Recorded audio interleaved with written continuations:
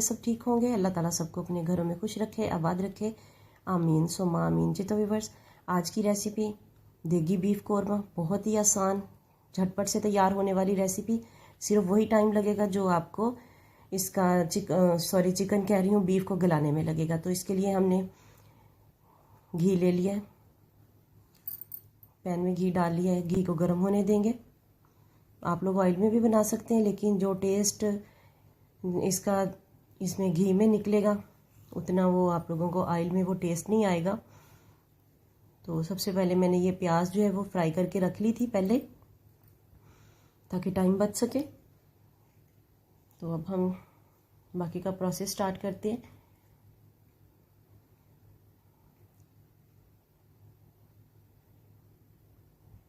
Video अच्छी लगे तो लाइक एंड शेयर ज़रूर कीजिएगा। चैनल पर नए हैं तो चैनल को सब्सक्राइब करके जाइएगा और साथ में बेल आइकन को ज़रूर प्रेस कीजिएगा, ताकि आने वाली वीडियोस का नोटिफिकेशन आप लोगों तक आसानी से पहुंच सके और हमारी आने वाली हर नई वीडियो जो है वो आप लोगों तक पहुंचे और आप लोग उसे वॉच करें।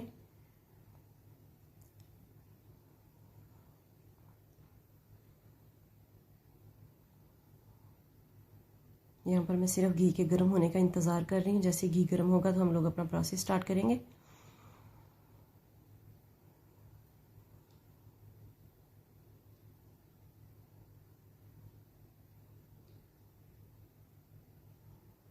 ये तो यहाँ पर घी गर्म हो चुका है। तो सबसे पहले हम इसके अंदर 2 बड़ी इलायचियाँ शामिल करेंगे, ब्रेक करके शामिल कीजिएगा इसको। और साथ में 2 छोटी इलायचियाँ शामिल कर दी हैं। एक सिनेमन का पीस, उसको तोड़ के डाल दें, या वैसे छोटे टुकड़े हैं तो वैसे ही डाल दें।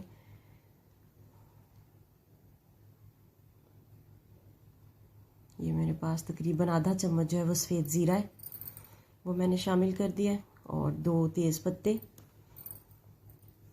ये खड़े मसाले जो हैं वो रेसिपी की जान होते हैं। और ये मैंने जायफल और जावित्री दोनों चीज़ें शामिल कर दी हैं। और ये बादियान के फूल हैं, उनकी पत्तियां मैंने इनको तोड़ के रखा हुआ है। एक ही दफ़ा के चलें वो थोड़ा सा जितना डालना होता है वो डाल लेते हैं। और 3 लौंगे शामिल कर दिए, क्योंकि बादियान का पूरा फूल जो है वो फिर वो बहुत ज़्यादा तेज़ कर देता है उसको। तो ये 2 मैंने इसमें पत्ते और शामिल कर दिए हैं तेज़पात के।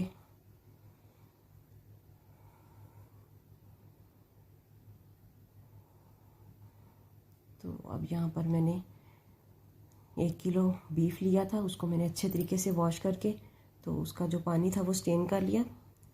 गोश्त को धो के तो उसको थोड़ी देर के लिए जो है ना जाली वाली बास्केट में रख दिया करें, ताकि उसका जो पानी है, खून वगैरह, वो सारा निकल जाए।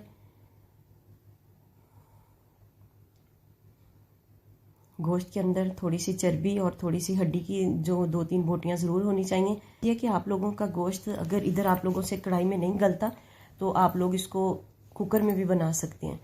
तो गोश्त हमारा तकरीबन फ्राई हो चुका था। अब इसके अंदर मैंने कुटा हुआ लहसुन और अदरक शामिल कर दिया है। ये तकरीबन 3 से 4 चम्मच के दरमियान था। 3 चम्मच शामिल कर लें, 4 शामिल कर लें, कोई इशू नहीं है। अदरक और लहसुन वैसे भी हमारी सेहत के लिए बहुत अच्छे हैं। ब्लड प्रेशर के पेशेंट्स के लिए अच्छे हैं, डायबिटिक्स के लिए भी अच्छे हैं ये चीज़ें। हल्दी और अदरक लहसुन वगैरह अगर ज़्यादा भी आप लोग शामिल कर लें तो कोई इशू नहीं है। और ये मैंने प्याज की पेस्ट शामिल कर दिया है। प्याज का पेस्ट मैंने थोड़ा सा पानी डाल के इसको बना लिया था। तो अब इसका कच्चापन ख़त्म होने तक इसको हम ऐसे ही फ्राई करेंगे। अभी हमने और कोई इंग्रेडिएंट्स इसके अंदर ऐड नहीं करने। अगर हम इसी स्टेप पे प्याज के साथ ही वो अपने मिर्चें और नमक वगैरह शामिल कर देंगे तो फिर प्याज का कच्चापन जो है वो ख़त्म नहीं होगा, और फिर हमने जो टेस्ट लेना है इस रेसिपी से वो नहीं निकलेगा। तो इसलिए प्याज का कच्चापन ख़त्म होने तक के लिए इसको हमने फ्राई करना है, फिर नेक्स्ट प्रोसेस की तरफ जाना है। जी तो यहाँ पर प्याज का कच्चापन ख़त्म हो गया। अब इसके अंदर मैंने 1 चम्मच भर के खुश्क धनिया का पाउडर शामिल कर दिया है।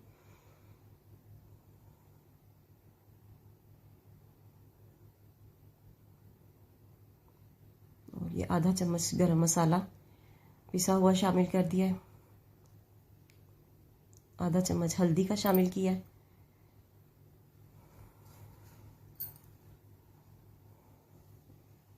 थोड़ी देर के लिए मिक्स करेंगे इसको।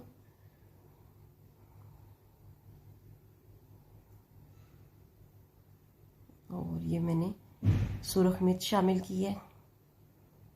1 किलो गोश्त था तो इसके अंदर सिर्फ मैंने ना 1.5 चम्मच जो है इसका सुरख मिर्च का शामिल किया है। और ये हम इसके अंदर आधा चम्मच काली मिर्च का भी शामिल करेंगे। काली मिर्च से भी टेस्ट जो है बहुत ज़्यादा अच्छा आता है। तो अब इसको हम भूनेंगे।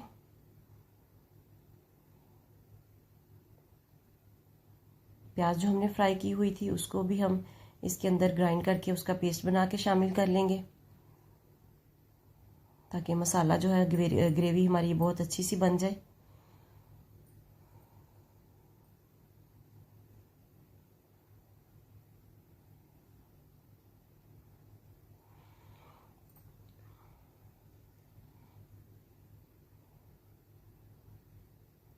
अब इसके अंदर नमक शामिल करेंगे, अकॉर्डिंग टू टेस्ट आप लोग शामिल कर लें।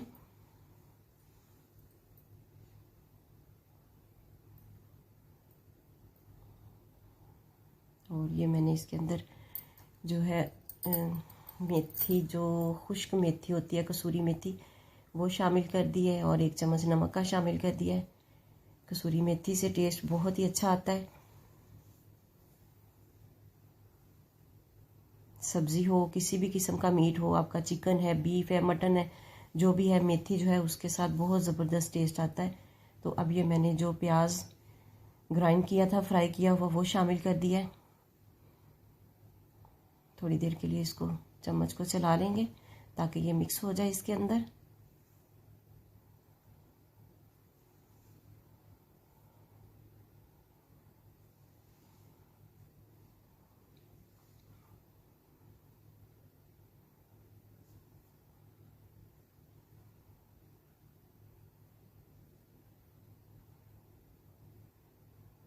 और ये तकरीबन आधा किलो दही फेंट के मैंने इसके अंदर शामिल कर दिया।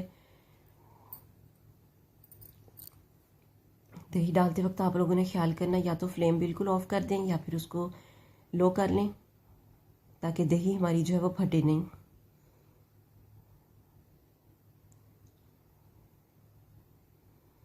जी, तो यहाँ पर अब हम इससे लिड लगा देंगे और थोड़ी देर तक इसको जो है पकने देंगे इसी तरीके से। वैसे इसको पकते हुए तकरीबन 10 मिनट हो चुके हैं। तो अब हम इसका जो है लिड उठा के देखते हैं।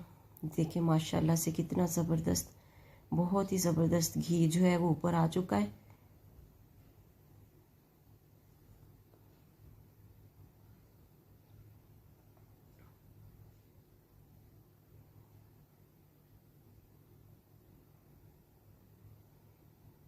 आप लोगों का गोश्त अगर नहीं गलता तो आप इसको उसमें कुकर में ट्रांसफ़र करके तो उसमें इसको वेट लगा लें और 5 से 7 मिनट वेट चला लें तो गोश्त आपका गल जाएगा। तो ये मैंने इसके अंदर पानी शामिल कर दिया है। तकरीबन 1.5 लीटर पानी मैंने शामिल किया 1 किलो गोश्त में। पहले इसकी भुनाई हो चुकी है अच्छे तरीके से। अब जो थोड़ी बहुत कमी बेशी रह गई है तो अब इसको लिड लगा देते हैं। तकरीबन 10 मिनट तक मैंने इसको दोबारा पकाया है और गोश्त हमारा जो वो डन हो गया। देखिए माशाल्लाह कितना ज़बरदस्त, बहुत ही ज़बरदस्त हमारा देगी बीफ कोरमा तैयार हो चुका है।